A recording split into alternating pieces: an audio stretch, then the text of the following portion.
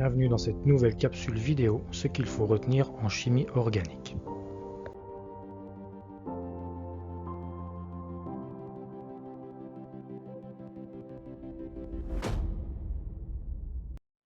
Salut à tous. Alors on va s'intéresser aujourd'hui à la réaction d'élimination d'ordre 2. Donc on avait vu précédemment l'élimination d'ordre 1 avec ses trois caractéristiques à retenir, c'est-à-dire réaction en deux étapes, passage par un carbocation et réaction non stéréospécifique, c'est-à-dire que la stéréochimie des produits de la réaction est totalement indépendante de la stéréochimie des substrats. Et ça, c'est à cause du fait qu'on passe par le fameux carbocation qui est plan et qui possède donc deux phases d'attaque. Pour la réaction d'élimination d'ordre 2, on va retrouver les caractéristiques qu'on avait déjà identifiées sur la substitution nucléophile d'ordre 2. D'accord ?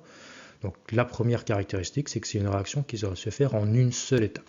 C'est-à-dire que la base ne veut pas attendre tranquillement que le groupe partant s'en aille, elle va directement attaquer l'hydrogène en position bêta et permettre d'amorcer la réaction et l'élimination du groupe partant en même temps. Donc on va parler également d'une réaction bimoléculaire, ordre 2, c'est bimoléculaire. Pourquoi ?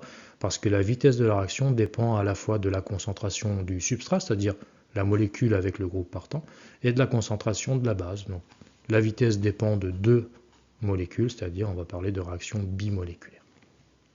Alors je ne sais pas si tu te souviens, au niveau de la substitution nucléophile d'ordre 2, on avait dit une chose importante, c'était que l'approche du nucléophile devait se faire d'une manière très particulière par rapport au groupe partant, et on avait identifié qu'elle devait se faire en anti par rapport au groupe partant. Eh bien on va retrouver un petit peu les mêmes caractéristiques ici au niveau de l'élimination d'ordre 2. À savoir que l'hydrogène qui participe à l'élimination sur le carbone bêta va devoir être positionné de manière particulière dans l'espace par rapport à ce fameux groupe partant. Donc dans la représentation que j'ai faite ici, tu vois que le groupe partant et l'hydrogène sont dans le même plan, d'accord ? Les trois liaisons ici sont bien dans le même plan, et ils sont en position syn, c'est-à-dire qu'ils sont du même côté, d'accord ? L'un à côté de l'autre, dans le même plan, donc on va parler syn et coplanaire.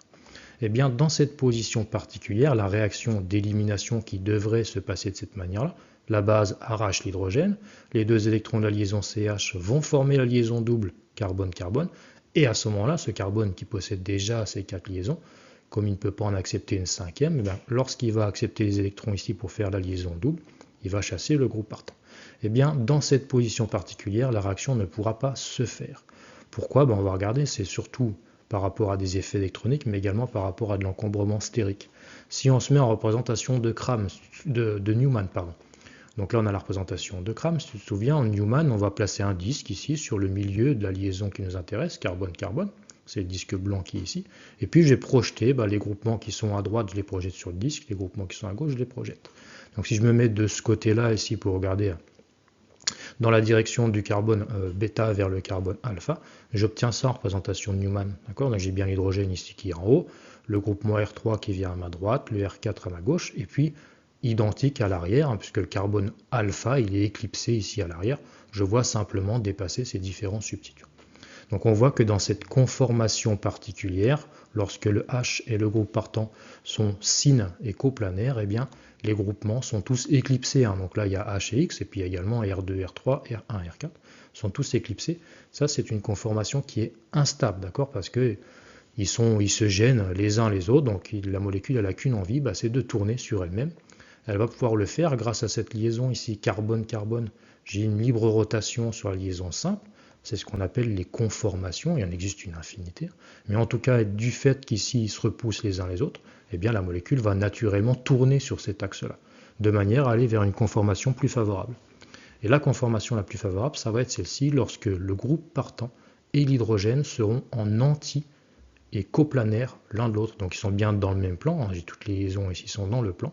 Et elles sont bien en anti, le groupe partant et l'hydrogène est en anti. Et là, si je prends également la même représentation de Kram, tu vois que tu obtiens des composés ici, une conformation beaucoup plus stable, parce qu'on a une conformation décalée, et le groupe partant est bien situé en anti par rapport à l'hydrogène. Et ça va être extrêmement favorable pour l'élimination, de par les effets électroniques et de par les effets d'encombrement stérique.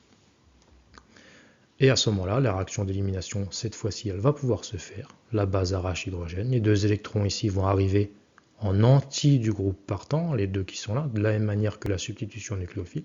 J'approche en anti du groupe partant et je chasse le nucléofuge qui s'en va bien entendu avec les 2 électrons de la liaison. Pour faire l'élimination, j'ai bien formé ma double liaison carbone-carbone et j'ai bien éliminé mon groupe partant et puis mon hydrogène en position bêta. Donc ce qu'il faut retenir, les 2 éléments, premiers éléments importants de l'élimination d'ordre 2, c'est réaction en une seule étape. Et la réaction va se faire dans une conformation particulière uniquement lorsque le H en position bêta sera en anti-coplanaire du groupe partant. Donc ça c'est extrêmement important, surtout lorsque tu as de la stéréochimie qui entre en jeu. Alors justement, regardons ce qui se passe quand on a de la stéréochimie sur le composé, le substrat. Ici j'ai pris ce composé, j'ai pris au hasard, le carbone à droite, alpha, porteur du groupe partant de configuration R, et mon carbone bêta de configuration S. Et je vais faire mon élimination d'ordre 2 dessus.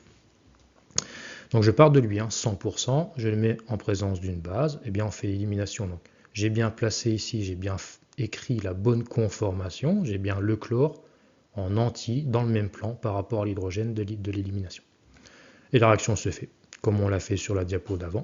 J'arrache les 2 électrons, l'hydrogène, les 2 électrons de la liaison CH approchent en anti du groupe partant pour faire la double liaison carbone-carbone, et je chasse le groupe partant, ici l'atome de chlore, pour faire mon alcène, ma double liaison carbone-carbone, et j'ai bien éliminé le chlore et puis un hydrogène. J'ai bien fait une réaction d'élimination.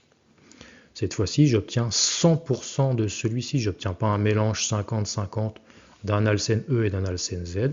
J'obtiens ici, dans mon cas à moi, 100% de l'alcène de configuration grand Z, contrairement à l'élimination d'ordre 1. Et maintenant, si je pars de son diastéréisomère, je change de substrat pour voir ce qui se passe. Je pars du diastéréisomère sur la configuration du carbone de gauche, carbone bêta, je ne modifie rien, je suis toujours en configuration S. Sur le carbone alpha, ici j'étais R, je passe en S. J'ai simplement permuté 2 substituants, méthyle et éthyle, et tu te rappelles, dès que tu permutes 2 substituants sur un carbone stéréogène, tu inverses la configuration absolue. Donc ça c'est assez facile à faire. Donc là j'ai 2 diastéréisomères, et je lance la même réaction d'élimination en ordre 2, en présence de base. Donc le mécanisme évidemment, il est toujours le même. Du moment que tu as bien positionné l'hydrogène en anti par rapport au groupe partant, et tu obtiens un alcène, bien entendu, réaction d'élimination. Et on voit la configuration, j'obtiens encore une fois 100% de celui-ci uniquement. Et cette fois-ci, j'obtiens l'alcène de configuration E. Donc ces 2 alcènes-là sont 2 stéréoisomères de configuration. Donc le 3e élément à retenir sur l'élimination d'ordre 2, c'est que c'est une réaction qui est stéréospécifique, comme la SN2. C'est-à-dire que la stéréochimie du substrat, on le voit bien ici, enfin la stéréochimie du produit de la réaction, elle est dépendante de la stéréochimie du substrat. Ici, je pars d'un SR, j'obtiens un Z. Si je pars d'un SS, j'obtiens un E. Donc, cette réaction stéréospécifique. Et j'obtiens 100% à chaque fois d'un seul composé sur les 2 qui sont prédits par la théorie, c'est-à-dire le E ou le Z. Et cette stéréospécificité, elle est due uniquement au fait que l'on ne passe pas, cette fois-ci, par le carbocation qui est plan avec ces 2 phases d'attaque. Donc pour résumer, comme on l'a fait sur l'élimination d'ordre 1, l'ordre 2, les quelques points à retenir, c'est donc réaction en une seule étape. Cette fois-ci, la base attaque directement le H en bêta et on fait partir le groupe partant. Ce qu'il faut retenir également, c'est la position particulière dans l'espace de l'hydrogène en position bêta par rapport au groupe partant. Il faut absolument qu'il soit en anti l'un de l'autre et dans le même plan. Donc c'est une conformation particulière sur laquelle l'élimination va se faire, pas n'importe laquelle. Et le 3e élément, c'est que la réaction elle est stéréospécifique, c'est-à-dire que j'obtiendrai une stéréochimie à la fin qui sera fonction de la stéréochimie de mon substrat de départ.